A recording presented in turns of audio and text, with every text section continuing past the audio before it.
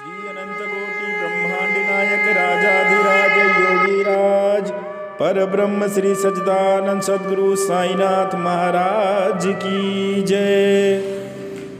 आइए दोस्तों, देखते हैं साईं बाबा के जो कार्यक्रम चल रहा है ऋषिकेश में साईं धाम मंदिर में श्री अशोक थापा जी के संचालन में। उसमें हमारे उत्तराखंड के बहुमुखी प्रतिभा के धनी और ईश्वर पर बहुत ही विश्वास रखने वाले यशस्वी कैबिनेट मंत्री श्री प्रेमचंद अग्रवाल जी अपने शब्दों में अपने विचारों को किस प्रकार रखते हैं। वो बैठे हैं आपको संबोधित ना करते हैं और सबसे निवेदन करूंगा अपना अपना स्थान ग्रहण करें। बोले साईनाथ महाराज की। मेरी अकेले की आवाज है, तुम्हारी सबकी आवाज किसकी भारी है बताओ? मेरी भारी है ना, तो आप लोग सब इकट्ठा बोलिए, बोले साईनाथ महाराज की। हाँ, अब लग रहा है किसी कार्यक्रम में, नहीं तो ऐसा लग रहा है जैसे आ रखे हम लोग।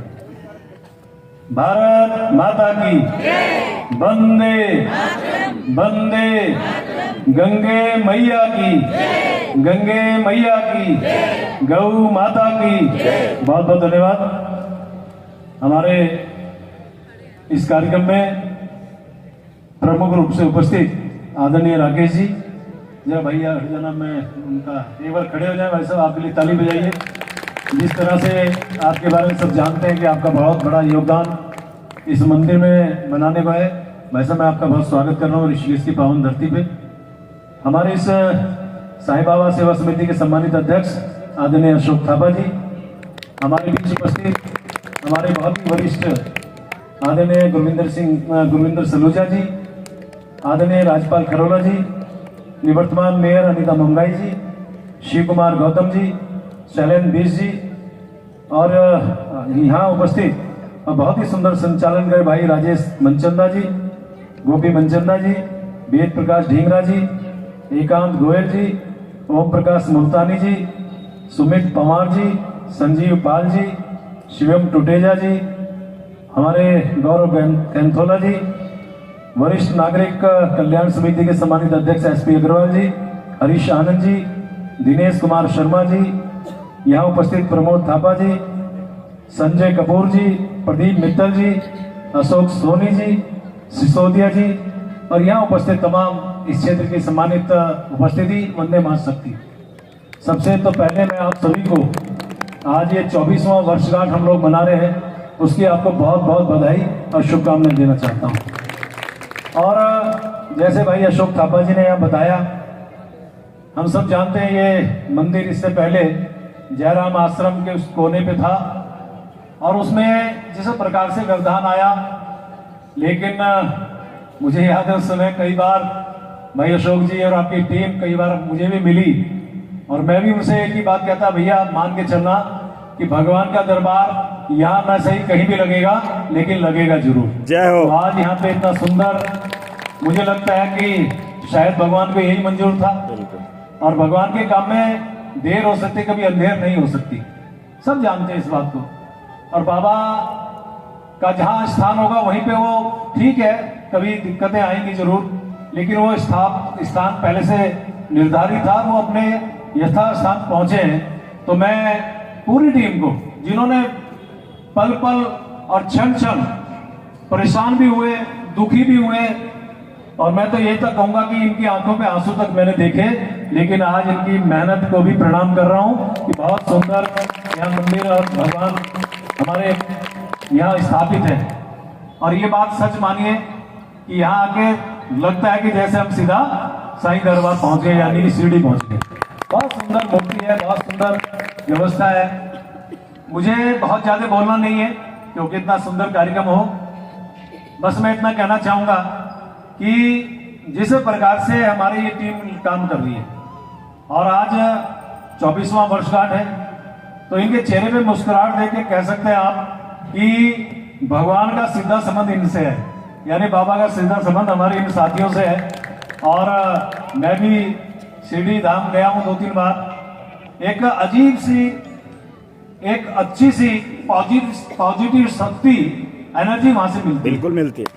और हमेशा माँ का आशीर्वाद लेके हम लोग जब आते हैं, मैं तो अपनी पत्नी के बारे में जरूर कहूंगा कि जब मैं पहली बार चुनाव लड़ा, तो ये आज मैं पहली बार सबको बता रहा हूं, उसको एक ऐसा व्यक्ति दिखाई दिया जो सफेद कपड़े में था और उसे कहा कि बेटा चिंता मत कर, तेरे बेटे की मतलब तेरे पति का विजयश्री होनी है।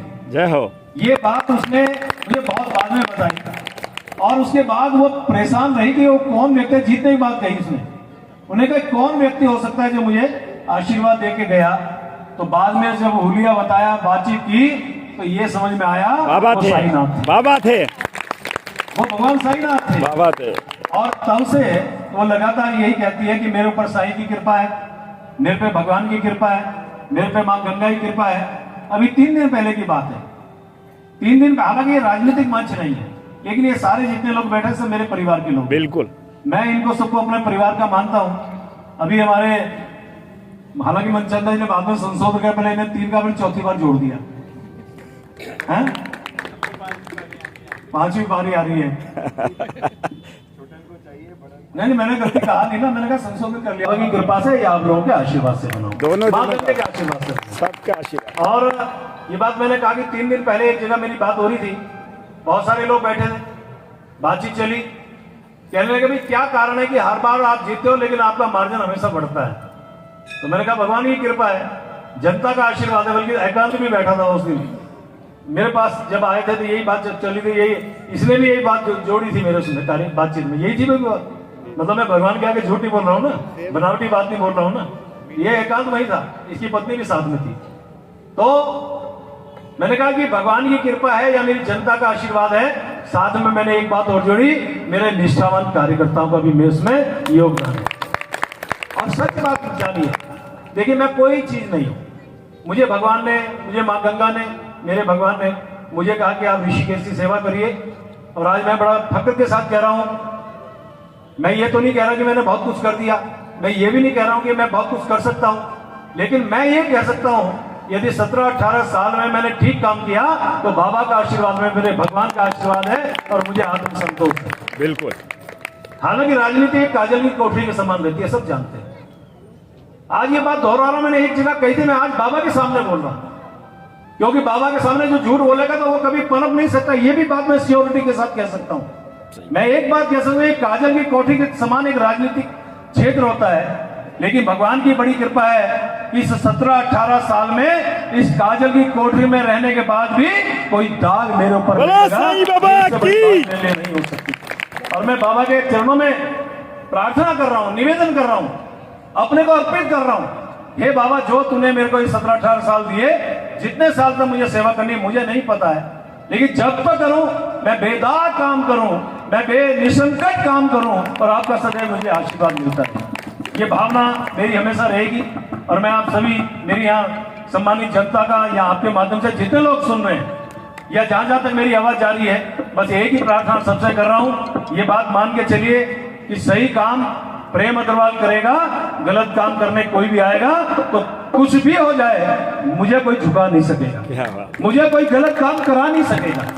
और ये होता है मेरे साथ। अभी माननीय गृह मंत्री जी आए, अमित शाह जी, मैं उनका स्वागत करके भी यहाँ आया हूं। माननीय मुख्यमंत्री से मेरी चर्चा हुई किसी विषय पे, मेरे पार्टी के नेताओं से अलग से मैं बैठा और एक ही बात निकल के आ रही थी कि भाई साहब आप चाहे कुछ भी कहो, आपके विभाग के द्वारा चाहे आपका शहरी विकास हो, चाहे आवास हो, चाहे वित्त हो, चाहे संसदीय कार्य मंत्री हो, चाहे पुनर्गठन हो और चाहे फिर आपका जनसंख्या विभाग, जो आपको 6 मंत्रालय मिले, सब में आप बहुत अच्छा काम कर रहे हैं। ये मेरे नेताओं का कहना है। और ये सब मैं एक बात कहूं तो इसके पीछे आप लोग हैं, आपकी जो प्यार है, आपका आशीर्वाद है, वो शक्ति मुझे मिल रही है। मैं बहुत ज्यादा में बोलते हुए सिर्फ इतना कहना चाहूंगा, हालांकि मुझे इन्होंने संकेत में कहा, बल तो उसके बाद नहीं बोला, बाबा के लिए मुझे जो भी करना होगा मैं करूंगा। आपने कहा कि साहब यहाँ सड़क देने का काम किया था, अलीगढ़ शेड बनाने की बात तो मैं बाबा के दरबार में कह के जा रहा हूँ, इसका हम एस्टिमेट बनवाएंगे, क्योंकि पता नहीं कि इसमें कितना पैसा लगेगा। 2 लाख लगेंगे, 3 लाख कितने लगेंगे, 5 लगेंगे। तो जब इन्होंने 5 किया था, 5 लाख देने की घोषणा कर रहा हूं।